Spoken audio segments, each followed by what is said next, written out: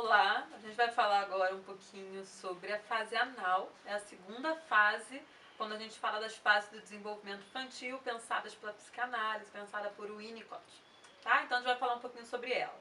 Bom, a fase anal, ela vai mais ou menos de 1 ano e meio de idade da criança até uns 3 anos e meio, 4 anos e meio, isso varia um pouco de criança para criança, depende também da criação, do estímulo, enfim. E aí a gente vai saber identificar isso a partir dos comportamentos que a criança apresenta mesmo. Um dos motivos de ser chamado de fase anal é porque é quando a criança começa, por exemplo, a passar pelo desfraude, ela começa a ter o controle do xixi, do cocô, né? A gente vai ter ali uma questão então mais voltada para esse desfraude e é um dos motivos de ter esse nome. O que a gente tem de muito importante nessa fase, num aspecto também subjetivo, num aspecto emocional, enfim. Quando a gente fala com mães de crianças nessa fase etária, nessa faixa etária, é comum a gente ouvi-las falando de crianças muito levadas, que fazem muita besteira, que fazem muita bagunça, que costumam ficar birrentas. Então existem até aí algumas matérias na internet falando sobre a crise dos 2 anos, que é quando a criança fica ali meio revoltada e começa a trazer uma certa angústia para a família de como lidar com todas essas birras, essas afrontas, né, esses comportamentos de afronta, enfim. O que acontece nessa fase? Uma das coisas é o que a gente pode chamar de uma grande ativação do sistema límbico. O sistema límbico que todos nós temos, né, é um dos responsáveis pela manutenção do nosso prazer, vamos dizer assim. E então a gente tem situações que nos trazem prazer e a gente não quer perder esse prazer. Então o sistema límbico ele tenta defender e tenta manter esse prazer, tá? Então a criança nessa idade, ela tá ali sentindo prazer. Se a gente chega e tenta cortar isso, é o suficiente para ela explodir, para ela brigar, para ela gritar, tá? Então é comum você ver ali a criança, por exemplo, deitadinha no chão, tá ali sozinha, brincando com o carrinho dela, com a bonequinha dela. E aí você chega, filho, vamos tomar um banho quentinho com a mamãe? Vamos brincar, vai ser legal no banho. E ele diz, não, não quero. Ele, não, filho, poxa, mas vai ser legal, a mamãe vai tomar banho com você, um banho quentinho. E ele diz, não, não quero. E bate perna, levanta e chora. E aí você mesmo assim leva ele pro banho, mesmo ele não gostando, e ele vai reclamando o caminho inteiro. Né? E aí quando ele entra no banho, ele vai reclamar que a água está muito quente ou que a água está muito gelada. Ai, está puxando meu cabelo. Ai, está me machucando. E ele vai reclamando. Ai, o sabonete caiu. Ai, você me empurrou. E ele reclama o banho inteiro. Quando sai do banho, você vai secar a criança, vai botar a roupa, pentear o cabelo. E aí, enquanto você bota a roupa, ele reclama que essa roupa tá feia, não é essa que eu quero, essa blusa tá pequena, essa cueca me incomoda, essa calcinha me incomoda, né? Você vai pentear o cabelo, ele, ai, tá puxando, tá doendo, para, não quero. E ele vai reclamando o tempo inteiro, né? Quando não é no banho, você fala pra criança fazer alguma coisa, vamos parar pra comer, vamos parar pra fazer o trabalho de casa, e ela sai revoltada, bate a porta do quarto, não quer, não gosta, né?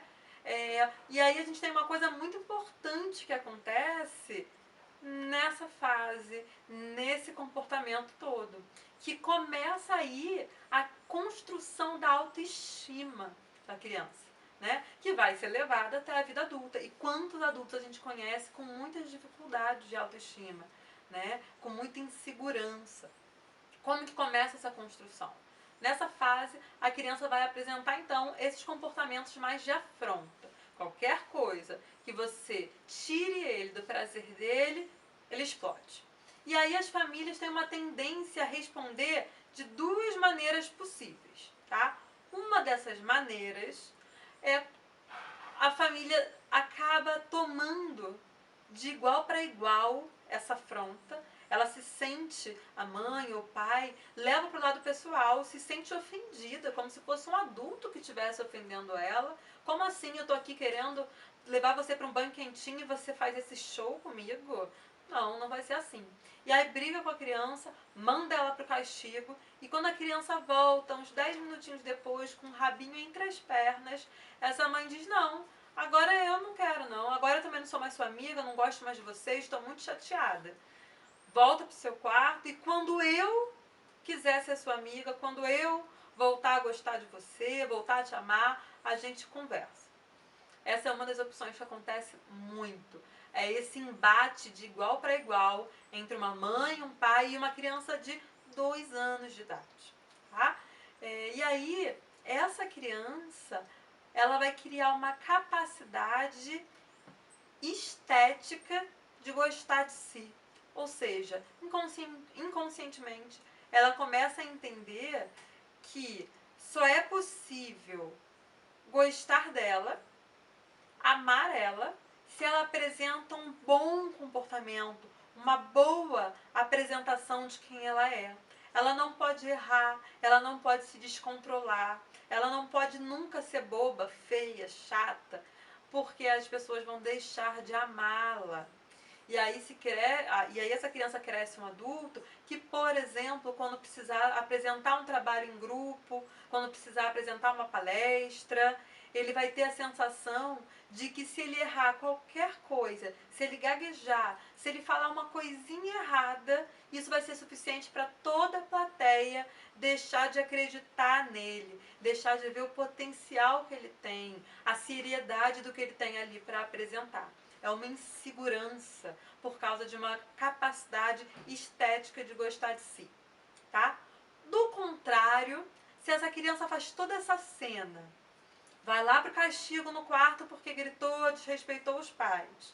Você que é mãe, que é pai, tá aí sentadinho no sofá, dá uns 10, 15 minutos, a criança volta com o rabinho entre as pernas, pede desculpa, ou vem se achegando, mudando de assunto. Se nesse caso você vira para a criança e diz, olha, mamãe não gostou do que você fez, foi muito feio, não é assim que você se comporta, mas senta aqui, vamos ver um filminho, vamos comer alguma coisa, vamos pegar aquele biscoitinho que você gosta. O que a criança entende inconscientemente? Caramba, eu fui feia, eu fui boba, eu fui chata e mesmo assim a minha mãe e meu pai me amam. Mesmo assim existe espaço para eu me colocar e acertar dessa vez, tá? Nesse caso, essa criança vai criar uma capacidade ética de gostar dela mesma e não estética. Ela entende que existe espaço para o erro e que existe espaço para o acerto logo em seguida. Ela entende que ela vai ser amada mesmo não sendo 100% perfeita, 100% de acerto na vida. Ela vai querer ser um adulto que, se diante de uma palestra ele esqueceu o conteúdo, ele vai falar, peraí só um pouquinho que eu me perdi, peraí, me achei, e volta, e a segurança permanece intacta, tá bom? Então, a gente tem uma construção da autoestima que começa nessa fase, que está atrelada a esse sistema límbico que traz uma angústia e uma necessidade de tentar preservar o prazer, que acaba sendo mais forte que a criança. Então você vê que ela realmente se arrepende. E num outro momento ela vai de novo ter esse comportamento e vai de verdade se arrepender de novo, até que ela comece a amadurecer, a passar dessa fase e a conseguir controlar melhor esse comportamento, mesmo diante do desejo dela, tá? Então a gente tem essa fase anal, que tem a ver também com esse período de desfraude, tem a ver com essa questão do sistema límbico e tem a ver com a construção da autoestima dessa criança. É muito importante a atuação dos pais de uma maneira adequada nessa fase para a gente conseguir produzir, construir seres humanos saudáveis emocionalmente. Então, isso é um pouquinho que a gente tem para falar da fase anal. E a próxima é a fase fálica, fica para um outro momento.